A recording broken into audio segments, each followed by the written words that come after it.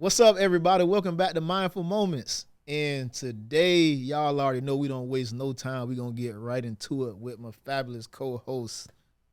I'm beige, y'all. She said she was going to sing it, bro. That's the only reason why I did that. Y'all. Nah, don't try to bring it back up. But I want to throw something at y'all. Today, we're going to talk about social media, drum roll, changing the beauty standards for women.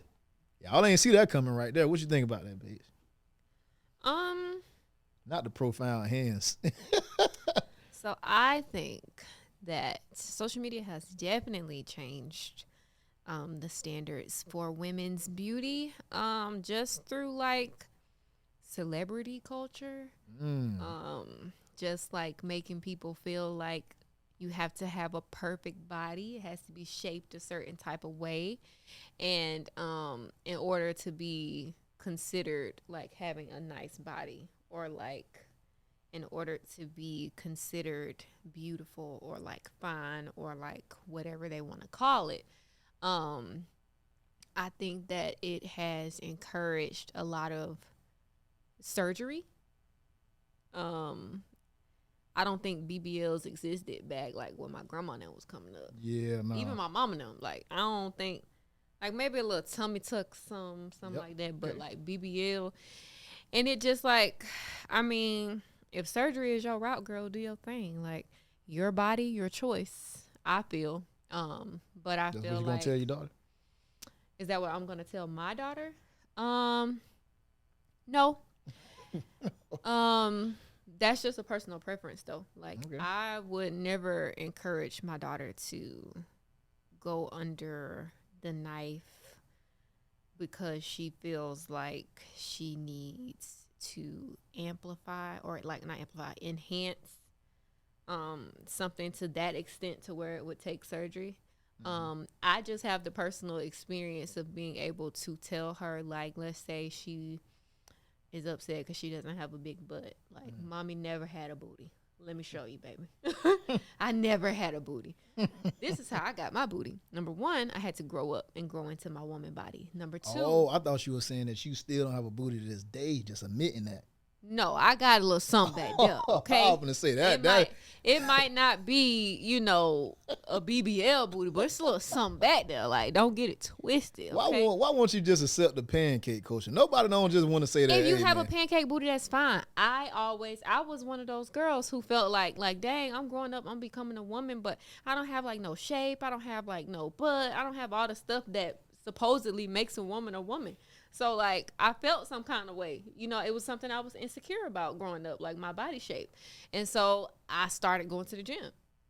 Okay. I started seeing girls on Instagram who was building bodies in the gym. And I was like, well, growing up, I was not the athletic type. Like, running, I'm not running for nothing unless it's for my life. I know you had an F&P. I'm not going running. I ain't running. I ain't doing that. None of that. I'm about to sweat. So you just used to get in trouble all the time and pee, didn't you? No. You had to, so y'all ain't have to do that little run test at your high school, the fitness. I BS my way through it, but you know what I'm saying. But outside of like what I had to do, just like now I go to the gym every morning, 5:30 at the latest. Like, it's just a part of my life. It's just part of my life. I never thought at 16, 17, 18 that that's what I would be doing, but I had friends around me who started, like I had friends from high school who went into the fitness industry. They started training, you know what I'm saying? And I just started seeing like that it was possible to build the body that you want in the gym. And I was like, well, you know what I got to lose? I'm going to try it. And it took a long time to see some results. But once I started seeing the results, I was like, what? Okay. I could do it. What? Because I'm not going to lie. I used to want a boob job. Like, growing up, I used to always say, like, I'm going to get my boobs done, like, because I don't have no boobs. Like, I'm flat-chested like a boy. Like, I used to always say that, like, to my friends, to my parents. I made it very clear that once I was of age, I'm getting a boob job. And your mom, your dad and mama knew that's what you was doing. They just ignored me. They ain't pay me no attention. They like, girl, whatever. Anyway. And so I'm like, yeah, I'm going to get my boobs done. Because, like, when I would never forget being in middle school. And this boy asked me one time, he was like, where your boobs at? I said, I ain't gonna tell y'all the stuff I used to do. Well, we already know what was next like, when you like girls, y'all probably know like this. If you went through this, like I used to like stuff my bra with tissue, like all that type of stuff. Like I did a lot of stuff. I was really insecure because I didn't have no boobs, and it's like people can really make you feel like that. Like, and so with social media, it just got worse. That's why you see girls walking around with these real skinny legs and these big old booties that don't match because somebody has made them feel like that's what they needed to be beautiful. Well, I want to dial this back because clearly when we were kids in the movies that we were watching, the body type changed over time. It definitely changed. And for sure. So that's kind of what I want to get into. Like, when did the Lash era, BBL era, like, it just kind of happened. When does that develop? I don't know, because when I look back at like my high school pictures, like I wasn't filling in my eyebrows. They weren't really like arched for real. Like I wasn't using like edge control to lay down my edges. Like I wasn't doing none of that. Like it's crazy because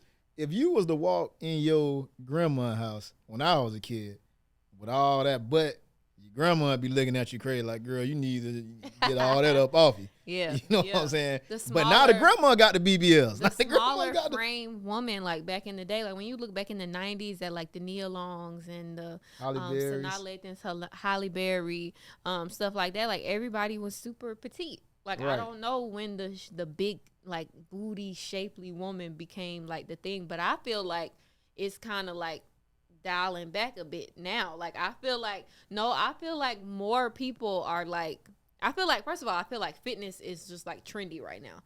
I feel like a lot of people are just like getting in the gym because it's like cool. Because you got to cover up, you got a BBL.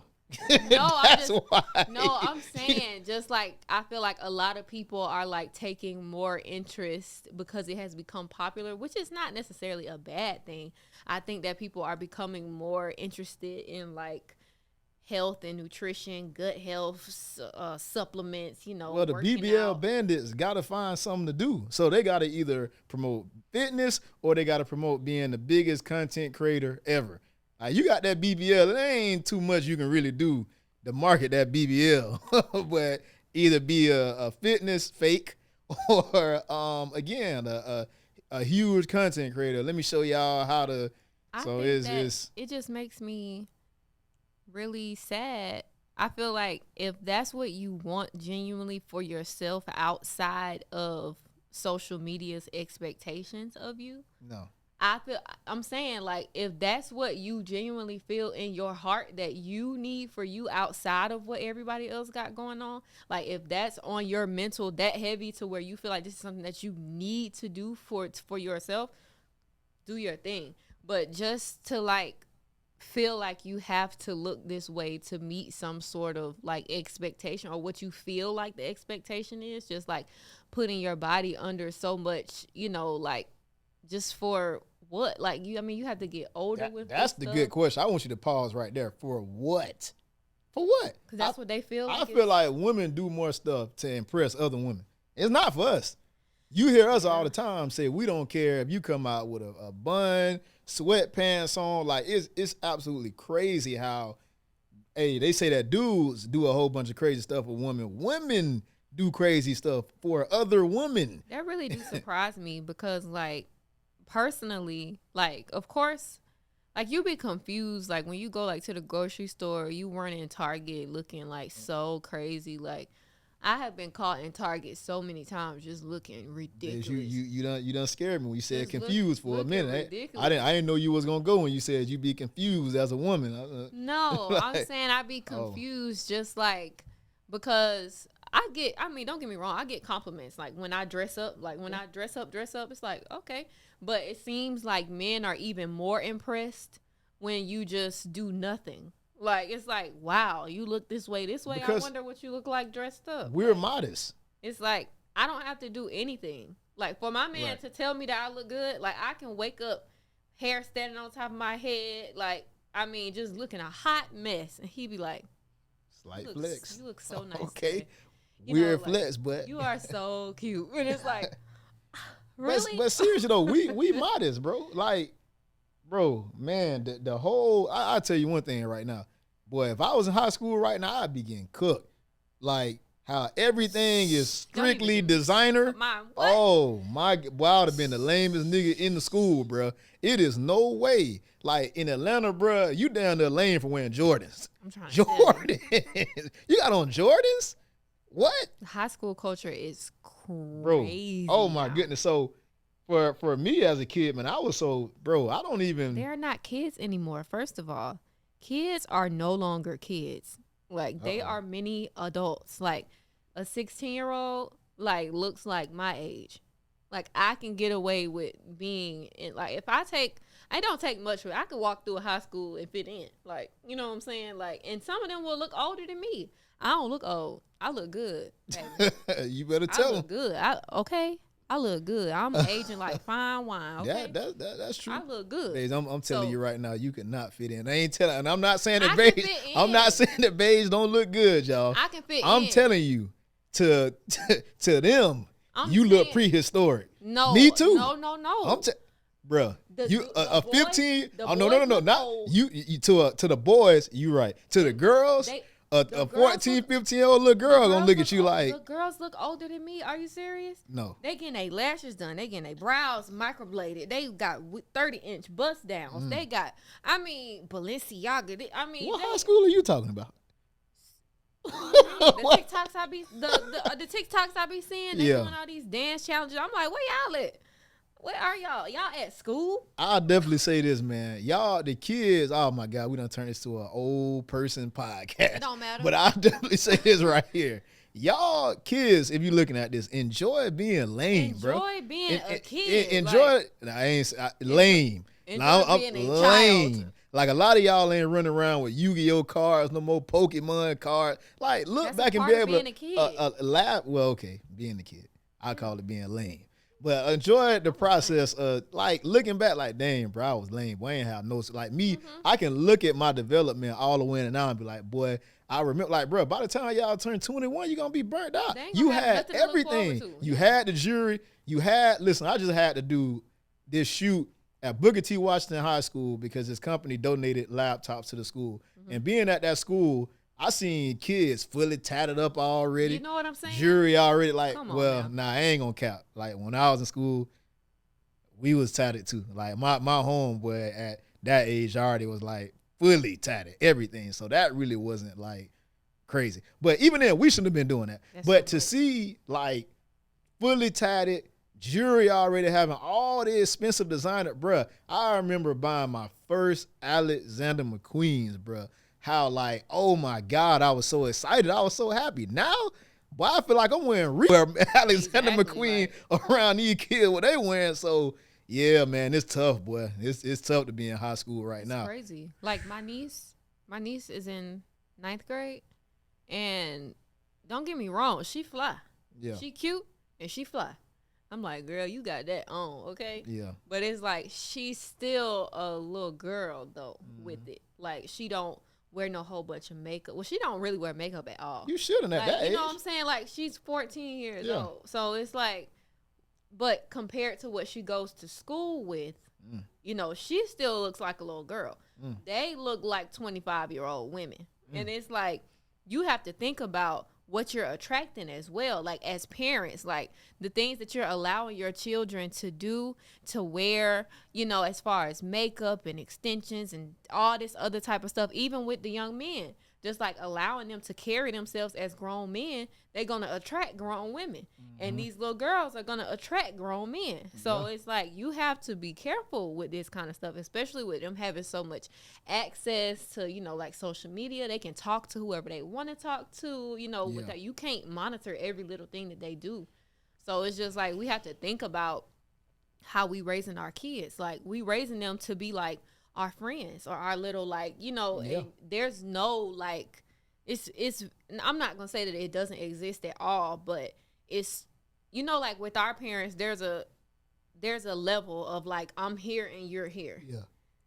this now is you know what I'm saying? Like, the kids don't respect their parents no more. Yep. It's 14, 15-year-olds out here shooting people, killing people, robbing people, the kid boys. You know what I'm Guys, saying? I didn't expect us to get to the unc and auntie version of the podcast, but I guess we here now. I guess we here now. This was not in the notes. This was not in the notes. This was not in the notes, but we here now. So with that being said, I think that it's pressure, man. Like, I can remember when I was in college, coming back, I went to school in California. Coming back to visit my friend that went to Clark, Atlanta, and this was like my first time. Well, growing up in, South Florida, my mom, we used to always go to the classic and stuff like that. So I was, familiar with FAMU, Bethune-Cookman, and all that. But I'd never been on those campuses. Mm-hmm. So coming back, to visit my buddy at Clark, seeing the HBCU culture, really seeing the Atlanta culture, like, it made so much sense of like the pressure that these girls feel like they have to keep up. And man, I'm talking about Clark right now in the AUC. I'm not even talking about FAMU, like in Florida where these girls go up there and they feel like I don't know, man. Like, I'll just say this: my little sister got accepted to Clark. And at the time, I was, like, really excited because I wanted her, by that time, to be closer to me. But, boy, I'm glad she did. I'm glad she didn't go. I'm glad she didn't. It's so cool to see my little sister, like, yeah, she got her little ways, but she's still a little girl, though. You know what I'm like, saying? She's still a little girl, like, bruh, oh, my God. It's so rare to see that. They grew up so fast. And I in Atlanta, period, I'm not even going to put this on HBCUs. They grew up so fast because men, we like younger women like older men. And if you out of Georgia State, if you out of Clark, Atlanta, Spelman, or whatever, man, you can be a freshman. And in 3 weeks, some way, somehow, you at Quavo Mansion. You know what I'm saying? You like, bro, do you know what I look like as a freshman in college? You know what my people look like as a freshman. Why go to Spelman right now? Look at these freshmen in college. Exactly. Or Clark or FAMU or any high Southern and Louisiana, any high HBCU, and these girls, they're seeing these things in high school, and they preparing like, well, I can't go to school looking like I gotta have my this, my that, my this, my that. So these girls investing early. I don't even know when it happened though. Like, these girls getting BBLs early. They getting their breasts done early. They trying to come on campus ready. And I also say it stems from, and I'm just not gonna put it on the girls, I also say it stems from the rise of like content creators. I ain't gonna count. I'm not gonna lie. I'm kind of jealous that when I was in college, we had Yik Yak. Y'all don't know what the hell that is. Vine. Like, people still on Snapchat. Well, like, Snapchat was really far back then. But we had Snapchat. But it wasn't like people going crazy on YouTube, Instagram. Bro, when Instagram first came out, all you could do is post pictures. You can even post videos. That's it. So, damn, boy, we sound so old right now. This is turning into like a nagging session, but we on some real shit right now. For real. But seriously, so I don't agree. I mean, I don't disagree with that like, I push that all the way. Like, if you trying to, I feel like if you're in high school, if you're in college, this is the time to be doing what we're doing right now. Content creation. Oh my God. There's so much money in it. You have unlimited time. To change the trajectory of your financial situation, I think that it's a good career path to choose for sure. Like, I mean, just like regular jobs ain't gonna pay you what that's gonna pay you. It's gonna take a lot more work. Like, I don't think people understand how much work content creation actually is. Yeah. But I definitely think like the financial benefit of it is good, but it comes with, it's just like anything, it has its pros and cons. But I feel like if it's something that you're interested in, then now is definitely the time to take advantage of it. But you also too have to think about what type of content you're putting out into the world. Like, are you contributing to the issues, or are you trying to be, like, what do you want to put out into the world? Because what you're putting out there is affecting the culture. Like, for real. Yeah, well, I hate the name drop here, but I'll say this: if you strategic enough, strategic enough, like, people on the back end now, like, a lot of people don't know where they started from. Like, the B. Simone that we know is not the B. Simone these people know now. And I can say that, I just hate to say her name, but just generally speaking, it's a lot of people that even Funny Marco doing interviews now, but he'll do it if he want to just have fun, but he not in Walmart terrorizing people like he used to. Like I hate that type of content, by the way, that people just like, bro, if you funny or whatever, just you can like people that go out and prank people. You don't know what type of day somebody having. Yeah. And you in there messing with everyday people. Now, don't get me wrong. I might be a little hypocrite here. It is funny, but I do hate seeing that. Like, find another way. So people coming up doing all type of gibberish or being this type of like, B. Simone don't even talk how she used to talk. Like, don't even do that shit no more. Mm-hmm. So I ain't gonna count to you. If you gotta do this at the beginning to get word, you know what I'm saying? You want to be and then just say you found God and you changed your life. That's no shade. I feel like I seen that on, I was watching a Jason Lee interview. He was talking to DDG and he was asking him like if he had ever met Beyonce and Jay-Z. And he was like, yeah, I met Jay-Z. And he's like, what was your conversation like? And he was like, I asked him for advice on like, you know, being an artist. He said he's one of the like biggest, most successful artists in the world. So it's like, I got the opportunity to have a one-on-one with you. Like, give me some advice. Like, give me something good. He said, you know what he said? He said, get the people what they want. He said, that was it. That's like, it. Get the people what they want. Like, that's it. He's like, yeah, but, and what else? It's like, give them what they want. Like, in order for you to get this level of success that you want, you have to feed your audience what they're asking you for. Like, and you have to just decide, like, am I willing to do this or not? Yep. To get you where you need to get to, you know, do what you actually want to do. I'll take that even up to another level. Or even if you do find somebody, let's just say Jay-Z did tell DDJ, okay, I'm going to give you step by step every single thing I did, a tutorial on how to get from here to here. Mm-hmm. Man, you know how crazy it is. And so many people have said this in different variations. I think the first person I heard say it was Andrew Tate. I know he's pretty extreme, but this right here was like, it really resonated with me. It's crazy how I can be let's say Beige. Beige can be a multi-millionaire, and I'm trying to get game from Beige, and Beige can tell me everything. And you will have people that'll say, but I ain't doing that. I don't want it. Well, I don't think you should. Like, how are you telling a multimillionaire what you are and not going to do in your opinion on this, and they're telling you step by step, and you'll have some people even right now that'll be in the comments, well, what worked for them? Like, bruh, y'all need to learn the art of shutting the F up and listening. Because I'm not going to cap to you. It is people that love to see young people working hard and will give them all the tools they need. Mm-hmm. It's a lot. I know we always sit on this podcast and talk about gatekeeping. Bro, I'm going to tell you something. In this journey, opportunity and luck has to be hand in hand. Like when opportunity comes, you got to be prepared. When luck comes, you got to be prepared. Mm-hmm. And a lot of that luck is somebody reaching down saying, hey, man, I like what you're doing. Mm-hmm. Here you go. Here's his contact. Call this person. Mm-hmm. I'll let you do this. Mm-hmm. So, again, man, we are not talking about what we were supposed to be talking about in those days, but we flowing though. Yeah. So I was talking to my brother early, and just to get back on, you know, you got to be ready when your opportunity come, man. My brother said something to me so profound today, like, man, proof of concept. He was saying to me, like, if I'm an investor, what makes you think I would give you money if you don't know how to make money without money? Right. What makes you think that I think that you know how to make money with money? And that was just like, that's good. That was just crazy. Yeah. And just to kind of dial back on that, like, and I was guilty of this too. A lot of people are just, I can't do this. You need money. Well, I can't find people because of da. And I'll just go back to that. Like, if you don't know how to make it happen without money, how can you make it happen with money? That's going to go over a lot of y'all head, man, that if you can't be resourceful, you say, let me plug here. Yeah. And, you know, well, I have this leverage. She does this. And then you got this whole thing. You ain't going to know what to do if I give you $100K right now. Mm-hmm. You think you are. You have 10 million right now. You're going to be at zero. Right. Because you still have to be resourceful with that.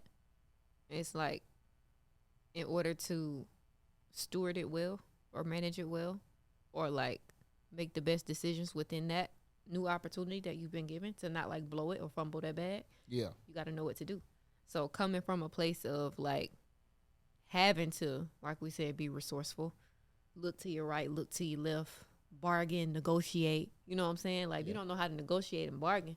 First person that come to you with a deal, give me $30,000, I'll do this. You don't know, you could have did it for $500 from somewhere. Man. You know, you done spent $30,000 for no reason. You know what I'm saying? It happens a lot, man. And I'll, we talk about relationships all the time. So the same way they'll tell you that you shouldn't date for potential, you shouldn't do certain things for passion. People talk about passion. Oh my God, man. Oh, that talk right there immediately. I can spot an amateur from a mile away when they're just all passion. Because someone that's really in this, like you just said, give the people what they want. Mm-hmm. I'm listening to you talk about passion, but you ain't making no money. Mm-hmm. You ain't making no money. I don't need to be around you, because you just a talker. You don't make things happen. You don't have proof of concept. Mm-hmm. I can't be in Idaho saying that, man, I'm just going to create a business right now, and it's going to be surrounded around the biggest artist, the biggest rapper. You in Idaho, bro. Right. It ain't no rapper. It ain't no big time rapper. But in Atlanta, it's different. Mm-hmm. So I hope that analogy didn't go over y'all head. But the point is, you're going to get to a point that, again, as Babe said with the DDG story, that, again, you got to give the people what they want. You have to do what works. Like, just be honest with yourself. You're not getting into business. You're not starting a business for a passion. You are starting a business for freedom. Right. Like, let's get this perfectly squared away right now. Mm-hmm. It don't matter. I joke and play with Beige all the time. Boy, if I knew how to do lashes and sell bundles my goddamn self, well, that's what I'll be doing, because that shit hitting in Atlanta. Yeah, it's like you have to see like what's needed, think about your skill set, and what you have to bring to the table to solve whatever the issue is, whatever the problem is, wherever there is lack, or even if it's saturated. Right. How can you stand out? How can you be different? How can you know what I'm saying? Like, even if you're going into hair, like, so many people sell hair, but it's hard to find good quality hair at good prices. Yeah. If you have good quality hair, it's going to cost you $500-$600 just for bundles itself. That's not even talking about the install. So it's like, do I want to, because you're not getting that. It's not costing you that much to get the hair where you're getting it from. So it's like, okay, do I want to scale back on my price so that I can get more customers and make more money because it's affordable and still good quality? Or do I only want to cater to a certain crowd of people who can afford, you know what I'm saying? So it's like you got to ask yourself certain types of questions to see how you can be profitable in an oversaturated situation, if that makes sense. Man, a lot of y'all dreams are killed with that oversaturated shit. It's wrong for everybody. So many people doing this. Why would I do that? They already do this. But I tell you what, our clips that have been getting a lot of traction lately, I challenge you to ask us, out of Beige's friends and my friends, how many people comment and like those posts versus people we don't know. Mm-hmm. You think you get so caught up in, oh, well, the people that I know who watch my story, they not engaged with it. Bro, F them. Exactly.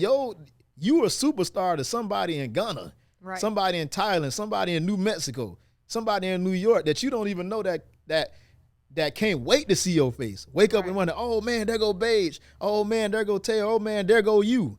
And you thinking that since all these people they are not you. Even with this, like, podcasts, you know how many podcasts there are? Even with certain topics, you know how many people talking about these things? You know what I'm saying? But your perspective is your perspective. Your opinion is your opinion. And it's like, even whether it's we read y'all comments, we see what y'all be saying, but it's like positive or negative, y'all still having conversations. So what we're doing is working. You know what I'm saying? So if we got caught up in like, oh, it's so many podcasts and people talk about this all the time and we're not going to talk about that. Like, those are our most viewed videos.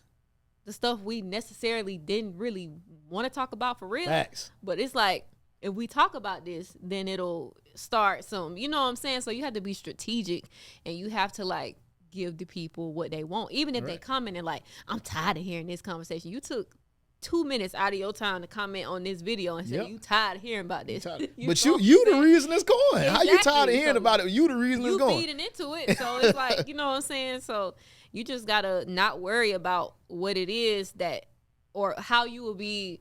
You can't worry about what everybody else got going on, basically. You can't worry about what they gonna think. All you can do is bring what you bring to the table and rock with it and stay consistent with it and just do your thing. Like, genuine, organic things will always like flourish to me versus trying to like force something, or like, you just gotta go with it, bro. Like, if you get an idea or a vision, it's like, what do you have to lose? Like, just try. You gotta lose. Just try. And this is why I say, for you all that's in college or high school, oh my God.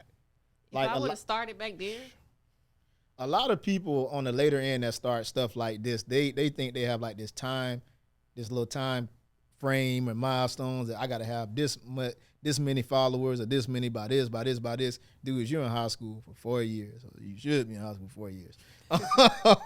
You're in college for 4 to 5 years, depending on what. But that, it'll never be like, I met Beige through a friend. It'll never be organic. You being in a high school, those nostalgic moments in a college, in a dorm room, amongst true creative people that don't have all this stuff going on. Like, you are your ignorant version, like most open, vulnerable self that you will ever be. And the story is so beautiful. You know how cool that is for people that even the DDG, who she just mentioned, that can go back X amount of years and be like, wow, wow, man, look at me. Like, I'm doing so much. I got these brand deals. Now I got this and this and this. So my content done changed up a little bit. But at that point, man, I was just get my camera and go. Right. I was just getting my camera. I was just living. I wasn't worrying about bills, my daughter, my son, my wife, my husband. I was just the greatest version of myself. Yeah. That's all you can do. Everybody has that point, though. Like, every person that you're looking at that you feel like has whatever they have going on, they had to experience that same moment. Do they always highlight that? No, of course not. They want you to see, like, social media is a highlight reel. Like, yeah, man. They don't post what's going on in reality. They don't post the having to be here filming this type of stuff till 3 a.m. and you got to go do whatever at 5 and you didn't go to sleep, or your camera broke, or, you know, this is going on, that's going on. Or for me, like, my equipment broke for my recording stuff, or like, you know what I'm saying? Like, anything, nobody's not going to Guitar Center with me trying to figure out how I'm going to fix this and how I'm going to, just for 24 likes. Yeah. And I want you to see, I'm telling you right now, I want you to see, but I don't do that other shit on Instagram. I don't, even on our Instagram, I don't hide that. I don't, like, you going to see my journey. Boy, if I DM'd you, I'm not deleting that. I want that to sit in your DMs. And you look up one day and be like, dang, bruh, DM me one day, whether it's for business related or I was trying to run down. But I'm not deleting it. You're going to see my story. And I love scrolling at the bottom of people's Instagrams and see the progression on, like, wow, look at their content here, or look at her music here, look at her product here, and look how she navigated to that. And that's, and I'll leave you with this. Mr. Beast, and I follow this as well. Mr. Beast has 100 rule. Do not judge your content until you post at least 100 videos. Man, I be letting these clips fly. I be letting these videos fly, man. I'm not sitting here too strung up on, oh, Beige, this performed like this, oh, this. Like, we're putting the reps in right now. These people that you see that are on another level now, Desi Banks, DC Young Fly, B. Simone, or any influencer that Funny Marco that comes to your mind, you comparing your day 17 to their year 10. Right. Like, these are people that was literally doing this when I was in college. Right. Some in high school. And I literally sit here and say to myself, well, man, I hope in the next 10 it'll be me and Beige, because it's going to be somebody. These same people that you seeing that got 13 likes on their stuff, 5 likes, 2 likes, you looking at them like, man, they keep on posting that. Nobody ain't watching that junk. Because look up 3 years later, 4 years later, see where they at and see where you at. Your success is on the other side of your being consistent and disciplined. That's where it is. That's why it hasn't happened yet. That's what I had to tell myself about music. It's like, well, what have you been doing? Like, how do you know? Because you haven't, like, stuck with it. Like, people who tell those stories, like, I posted for 180 days. I posted for 120 days. I posted for 30 days. I killed myself. Like, I did so much. And it's like, at the end of it, it's like, I finally got a video that did, like, you know what I'm saying? Nothing can compare to that moment. After all of this, and it'll be the thing that you don't even expect. Like, the thing that you prepare to be the big thing is never the big thing. Yeah, it takes one post, bro. It's always something random. I shit you not. I really believe Snowfall blew off of one crazy post on Twitter. And if you're a Snowfall fan, it was that scene where they had kidnapped the dude, like in season 1, and they were at the door, and he was like, bro, I don't think they beating him up. I think they getting him. And that was just so wild that clip alone pulled so many people into the show. And not to say that Snowfall is not amazing with or without that clip, Snowfall, but stuff like that, only one post. Right. Shannon Sharp has been in the TV industry 10 plus years. Right. Cat Williams interview did more for him than anything has ever done. But that 10-year plus process got him to the Cat Williams thing. So you don't even realize everything that you're doing is leading up to you getting to that wild moment. Yeah. Mm-hmm. That wild moment. And you could have just like, man, Shannon Sharp could have stopped at year 5. Bro, I've been doing this 5 years. Let me start doing the TV stuff. Stop, it's like you kind of like reset your timer. It's like, dang. Every time you stop, you was doing good. Like anytime you have like a 30-day challenge, like for 30 days, I'm going to make up my bed as soon as I get out of it for 30 days. Day 6, you be like, man, it's just gonna wait till I get home. Like, come on, man. Even down to, like, in my own personal life, I've been, like, down to the smallest details. Because, like we said before, how you do one thing is how you do everything.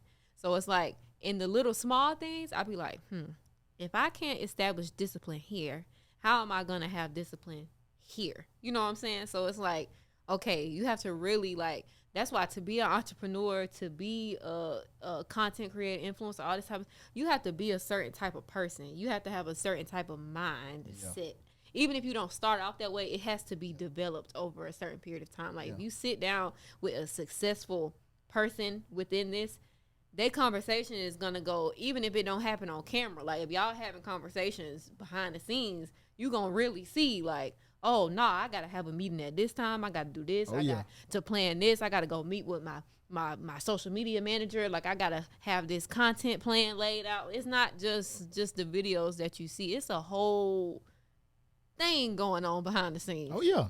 So I'll say this, guys. Being an entrepreneur, man, that beauty, when you at the bottom, man, you just got to accept it. You at the bottom. Like, you can't be pump faking, man. Like it's okay being here. And that's why, again, I will circle back to saying that I think people should start this journey in high school, in college, because I don't understand why a 21-year-old, 22-year-old feels crazy for not having a car, for not having their own place. Like the smarter version of myself, I would have accepted that. I would have stayed home and I would have been like doing this.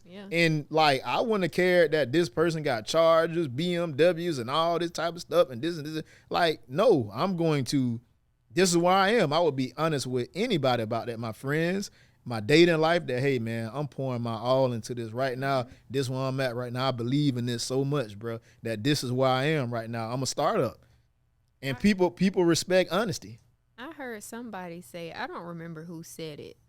I wish I could remember who said it, but they said that, and they were successful in whatever, I believe it was music. Yeah. But they said, like, this is not the best part. Like, it's cool, but I realized that my working for it was the best part. Like, even while I was in it, like, it was like, dang, like, this hard. Like, I'm aggravated. Like, this ain't happening. But that's the only time you get to have that experience. Because once you go to the next level, you don't go back there. Like, it's over with. You already did it. So it's like, I realized, like, dang, me working for it was actually, like, the experience. Absolutely. Brother, you know how good, how the satisfaction that I have when I'm doing all of this stuff and I still find time to do this, to edit this, to post these clips, and just annoyed that, like, why do I have to do this? Like, I wish that I could be the person like all these big people that, you know, they come, show up, leave, done. They got a full team. Mm-hmm. Versus when you're at the bottom, it's harder for you because you got to do everything. Mm-hmm. So I looked at your Instagram a while back and you had the laptop up, the microphone. You doing all this shit yourself. But somebody else go to the studio, put the headphones on, and leave. So again, like you said, man, when you look back, and like I have a channel. If you know me outside of this, I have a channel that has 17,000 subscribers and 50K on TikTok. And, you know, I can look at that now that I'm not in that lane anymore and think like, man, I remember when I was doing this, got this much money doing this. And what I was going to say here, and damn, oh my God, I just pulled the moment where I was going to, oh yeah. And then I invested into a certain type of camera. Like, why am I investing $4,000 into something? And that camera immediately paid for itself the next month. Mm-hmm. So I can look back and say that, like, yeah, it was cool when I got to a place of notoriety, people realized who I was. But looking back, when I used to go places and people ain't know who I was just a guy with a camera and things of that nature. But man, when the moments that I was editing and doing this and doing that, man, I remember my biggest video at the time with Travis Hunter, man, I was laying next to my ex. She was asleep, and I was telling her that, man, this video right here gonna change my life. This video gonna change my life, man. I made that video, Sports Center reaching out, any outlet that you can think of reaching out to me. I still got that video on my Instagram to this day. If you go to my reels and go to the bottom, I don't care if I change the fashion, I will always keep that video on my Instagram of just remembering to see things from point A to point B. Mm-hmm. Producing a video on YouTube that hit 1 million. Mm-hmm. TikTok ain't shit. Like, it ain't hard to get 1 million on TikTok. YouTube. You get 1 million on YouTube, yeah. And I even say Instagram, because Instagram tough too. Like, that's different. I damn near want to frame that thumbnail on the wall of that moment right there. But just kind of tying it back into what you said, man, absolutely right. Like that feeling, if you competitive, of like being places and feeling like, man, I'm just as better than these people, man, and nobody don't know you and treating you like this and this and this and that. Like, once you get there, like you said, now you're there. Now people treating you different. Let that gas you up. Let that be the gas in your back. Like, I love when people tell me no, or they think that or they think, because I have people like that around. Mm-hmm. That's like, oh, you stopped. You ain't did nothing. You ain't talking about nothing. Not people looking down on babies. Yeah, like you ain't talking about nothing. But it's like, y'all don't know what I do on my day to day. Exactly. Y'all don't know why. You don't know my why. You know what I'm saying? So it's like, I know you think that of me. Yeah. Which makes me feel so like, I'm going to show you. You know what I'm saying? And you got to have a little bit of that in you, because when you choose this, somebody going to be like, you need to get a regular job. You don't need to do that. That is not, like, it's not going to work. You know how many people want to do that? Like, why would it be you? Why would it not be me? Yeah. And if that don't motivate you, let that regular job be your motivation. A regular job will motivate you. Serious. Every second on that clock. Now, don't be dumb enough to quit, because you need that money. Yeah. But you should be furious. Like, all that time, people will say that, dang, man, how do I balance, like, putting time in my business and working a day or full-time job. Like, bro, every second of that full-time job, trust me, you sitting there looking at that clock, or you can't go on the bathroom break, or you want to go on vacation, and they telling you don't have enough vacation days. Oh, yes, exactly. Like, I knew that was going to hit that pissed me off. Boy, that pissed me off so bad. I be like, hey, who are you to tell me I can't go to Disney World with my family? Like, who are you? Hey, girl, bye. Anyway, all in all, let that motivate you. Guys, as always, we enjoy you. Like the video, comment. We love it. Like Babe said, we read all your comments. And subscribe to the channel. Until next time,